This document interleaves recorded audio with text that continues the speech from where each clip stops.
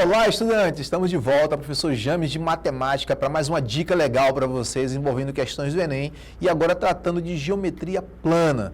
Vamos lá para aquelas resoluções de questões e a forma que o Enem vai estar cobrando vocês essas questões do Enem, tá bom? Vamos a uma questão aqui, ó, bem interessante, que caiu em 2011, tá? Essa questão envolve a ideia de perímetro e de área ao mesmo tempo e também um pouco sobre a equação. Vamos a ela. Uma escola tem um terreno vazio no formato retangular, cujo perímetro é de 40 metros, onde se pretende realizar uma única construção que aproveite o máximo de área possível. Após a análise realizada por um engenheiro, este concluiu que, para atingir o máximo da área do terreno com uma única construção, a obra ideal seria... Aí você tem a alternativa A, 8 metros quadrados, B, 16, C, 36, D, 100 e E, 160 metros quadrados. Aqui, ó, estudante, vamos lá, vamos usar uma dica para você começar bem nessa aula de hoje. Quando ele usar a palavra máximo ou mínimo, você já vai tratar essa questão já como uma equação de segundo grau de cara. Já sabe que vai aparecer alguma coisa ali com a equação de segundo grau, tá bom? Então fique atento que ele vai tratar essa ideia aqui. Como ele quer um ponto de máximo, você tem a ideia de uma curvatura, tá bom? Já vai te ajudar na hora de entender ou visualizar a questão. Vamos à resolução. Eu tenho aqui, por exemplo, a figura, né, que é um retângulo, com dimensões de x ou y. O professor de matemática adora essa questão de x ou y, mas pode ser um A ou B, tá bom? São dimensões diferentes. Eu vou entender, por exemplo, que uma área de um retângulo, a gente viu agora há pouco, né, em algumas aulas anteriores, não deixe de ver a aula anterior, que o conceito de retângulo é base vezes altura. No caso, a base seria x e a altura y, tá bom?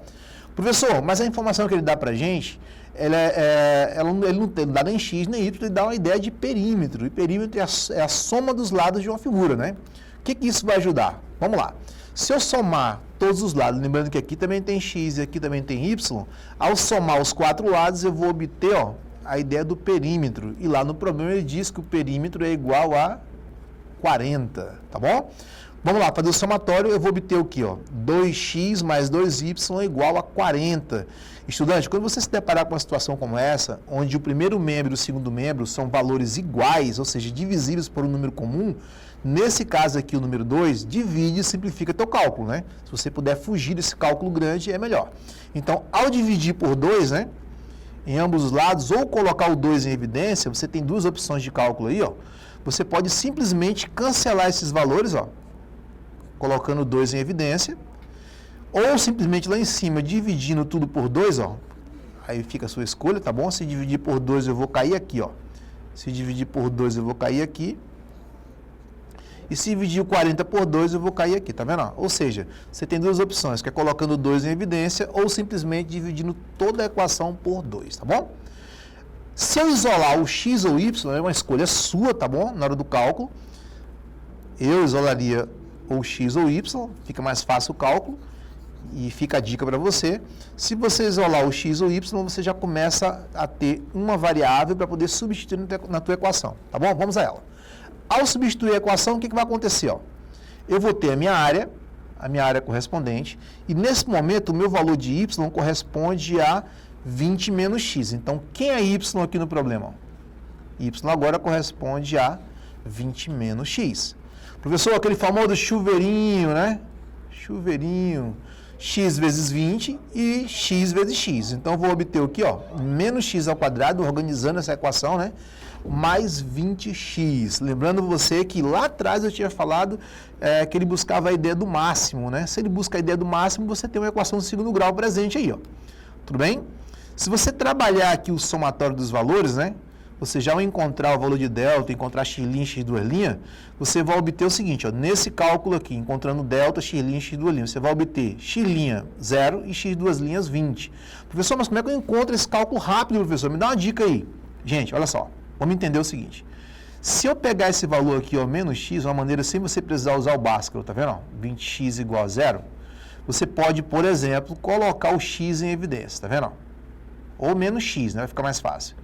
Se você tirar o menos x daqui, ficou só um x lá dentro. Se você tirar o x aqui, e lembrando que mais com menos tem que ser menos, né? Vai ficar só o 20, tá vendo?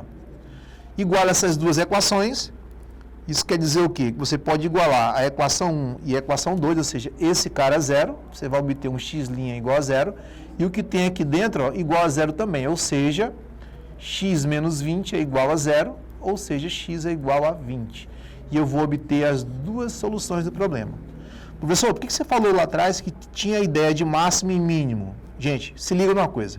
Quando eu penso na parábola, eu estou pensando nisso aqui, ó. O x' está em 0 e o x' está em 20. Quando eu estudo a ideia do vértice da parábola, eu vou lembrar que o vértice da parábola vai dividir a parábola ao meio. Ou seja, a metade disso aqui, ó, ou seja, a média aritmética entre o x' e o x', ele vai ser o x vértice.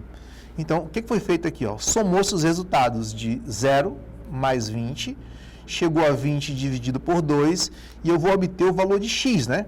Deixa eu apagar aqui, fica fácil para a gente entender. Eu vou obter o valor de x. Professor, quem seria esse valor de x? O valor de x seria 10, né? Que é o vértice da parábola. Se eu já tenho um valor de x, vamos substituir lá no nosso problema?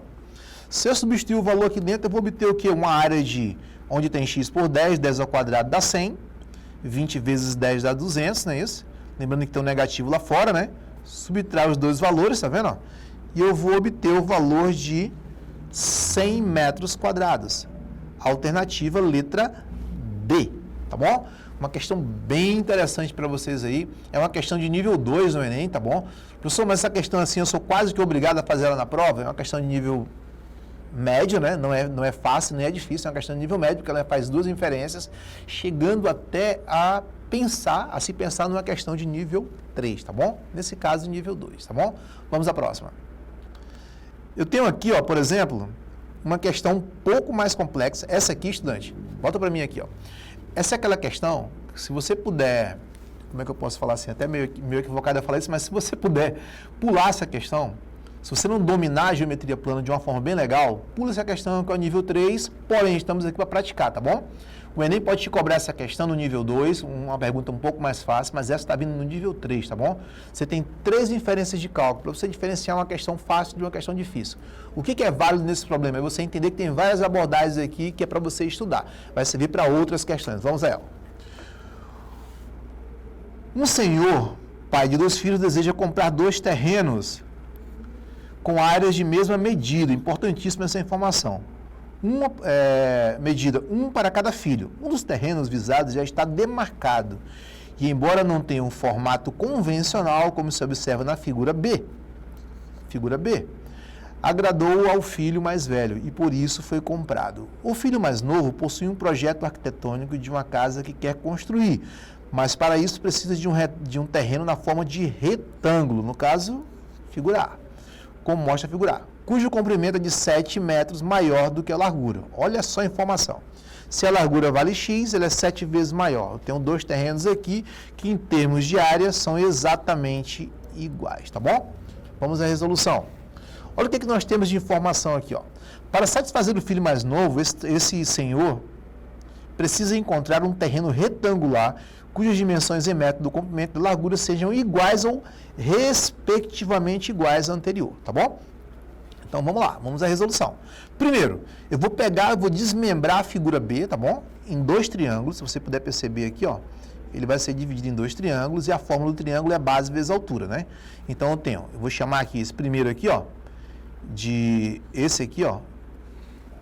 área da base 1, tá bom? Ou seja, 21, que é o comprimento. Deixa eu colocar essa figura aqui numa perspectiva mais interessante, para você perceber como é que ela tá. Ela tá assim, ó. Opa, meu desenho só legal. Ela está mais ou menos assim, ó, nessa perspectiva. Olha o triângulo retângulo. Esse 21 está aqui, ou seja, a altura. E o nosso 3 aqui, ó, está na base. Ok? Então, eu tenho 21 vezes 3 dividido por 2. Isso equivale a 63 por 2, que dá 31,5. Já tem uma área 1. Vamos à área 2, né? Que ele vai chamar aqui de B2. Eu tenho base, eu tenho altura, tá vendo? Ó? 15 vezes 15 dá 225. 225 vai dar 112,5. Soma esses valores aqui, ó, e eu vou obter um total de... Deixa eu tirar aqui a marcação. eu vou obter um total de 144 metros quadrados. Então, já tenho o terreno procurado. Porém, eu preciso ainda fazer uma comparação. Vamos lá, vamos verificar como é que fica isso. Se eu olhar para a figura 1, deixa eu fazer um desenho rapidinho para você lembrar como é que estava a figura 1. A figura 1, ele tinha dimensões de x e x mais 7, tá bom? Ou seja, base vezes altura, esse vezes esse, ó. Só que essa área aqui, ela tem que ser exatamente igual a essa área aqui demarcada, tá vendo? Então já fica uma dica aí que é uma área demarcada. E essa área demarcada a gente já conhece como 144, olha aí, ó. Ou seja, ao fazer o chuveirinho entre os valores, eu vou obter x ao quadrado mais 7x, né, que vai dar igual a 144. Olha aí a questão. Monta-se uma equaçãozinha do segundo grau, trabalha-se a fórmula de Bhaskara nesse sentido, ou seja, o B vale 7, né? O B vale 7, 7 ao quadrado 49, 4 vezes 1 aqui, ó, vezes 1, e 4 vezes 144, no caso menos 144. 49 mais 576 é igual a 625, que é o valor de delta. Já sei que são duas raízes, né? Faz a soma, eu vou ter 18 por 2 dá 9, faz a subtração, que vai estar menos 7 menos 25, vai dar menos 32 por 2, que dá menos 16. Essa aqui, ó, não serve. Lembrando que é uma grandeza modular, então não admite valores negativos. E a única solução possível aqui para a gente vai ser a questão número 9, tá bom? Ok, pessoal? Professor, resolve o problema? Parcialmente. Por quê? Porque eu vou ter que entender que eu tenho duas soluções. Só que no meu gráfico eu tenho o quê? Eu tenho um x. Gente, quem é x? Quem é x? X eu acabei de encontrar. O x vale 9, né, gente? O x vale 9. Se o x vale 9, eu já vou obter 9 desse lado e o outro é a dimensão mais 7. Ou seja, quanto é 7 mais 9? 7 mais 9 é 16.